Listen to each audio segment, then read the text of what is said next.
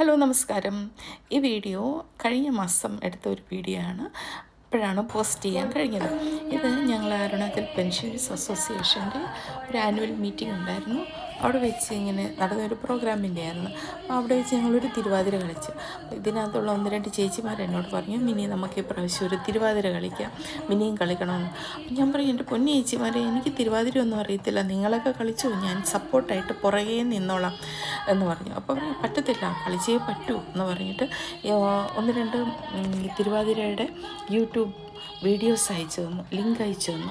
ഇതൊക്കെ നോക്കിയിട്ട് വരണം എന്ന് പറഞ്ഞു. അപ്പം ഞാനോർത്തു ഇവരെല്ലാവരും പ്രാക്ടീസ് ചെയ്ത് വരും, അവരും കളിച്ചോളും എന്നോർത്തു. കാരണം എൻ്റെ ഈ ഹൈറ്റും ഇതൊക്കെ കൊണ്ട് ഒരു ഗ്രൂപ്പിലും ഞാൻ അങ്ങോട്ട് മാച്ചാകില്ല. അങ്ങനെയൊക്കെ പറഞ്ഞ് ഒഴിയാമെന്ന് ഞാൻ കരുതി. പക്ഷേ അവരെന്നെ വിട്ടില്ല, കമ്പൽസറി കളിച്ചേ പറഞ്ഞു പറ്റത്തുള്ളൂ എന്ന് പറഞ്ഞ് അങ്ങനെ കളിച്ചാണിത്. ഞാനാണ് എൻ്റെ ജീവിതത്തിൽ പണ്ട് സ്കൂളിലെങ്ങാണ്ട് പഠിച്ചപ്പോൾ ഒരു പ്രാവശ്യം ഒന്ന് കളിക്കാൻ ശ്രമിച്ചു നോക്കിയിട്ടുണ്ട്. 8ാം ക്ലാസ്സിലോ മറ്റോ ഉണ്ടായിരുന്ന സമയത്ത്, പഠിച്ച സമയത്ത്. അന്നേരം നമ്മുടെ ആദ്യമേ തന്നെ ഒരു സെലക്ഷൻ കമ്മിറ്റി നമ്മുടെ ഹിന്ദി ടീച്ചറായിരുന്നു, ഞാൻ ഇപ്പോഴും ഓർക്കുന്നു. ഹിന്ദി ടീച്ചർ എന്നെ അങ്ങനെ തിരുവാതിരയൊക്കെ കളിക്കാനൊക്കെ എല്ലാവരും ഒന്ന് രണ്ട് സ്റ്റെപ്പൊക്കെ കളിച്ചപ്പോഴേ പറഞ്ഞു, മിനി നിനക്ക് ഈ ലാസ്യവിലാസങ്ങളൊന്നും പറ്റില്ല, നീ വിട്ടേക്ക് മോളെ, ഇത് നിനക്ക് പറഞ്ഞ കാര്യമല്ലെന്ന്. അന്നേ ഞാൻ ഉപേക്ഷിച്ചതായിരുന്നു ഈ പാട്ടും ഡാൻസും. പാട്ടുണ്ടായിരുന്നു, ഡാൻസൊക്കെ ഞാൻ വിട്ടായിരുന്നു.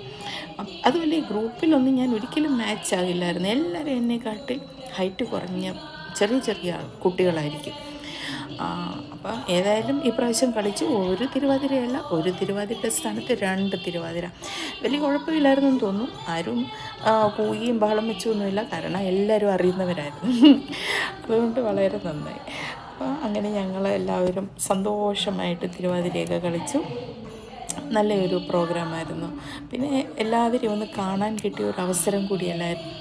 ഒരുപാട് നാളുകൾക്ക് ശേഷമായിരുന്നു പലരെയും കാണാൻ പറ്റിയത്. പലരും പല സ്ഥലത്തു നിന്ന് വന്നവരാണല്ലോ.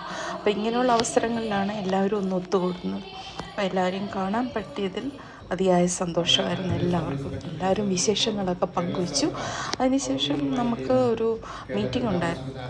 മീറ്റിങ്ങിൽ അതുവരെയുള്ള റിപ്പോർട്ടുകളും നമ്മുടെ അസോസിയേഷൻ്റെ പ്രവർത്തനങ്ങളും ഒക്കെ വിവരിക്കുന്നുണ്ടായിരുന്നു. റിപ്പോർട്ടുകളൊക്കെ വായിച്ചതാരാ? ചേട്ടനാണ്, എൻ്റെ ഹസ്ബൻഡ്. അപ്പോൾ അതൊക്കെ കഴിഞ്ഞു.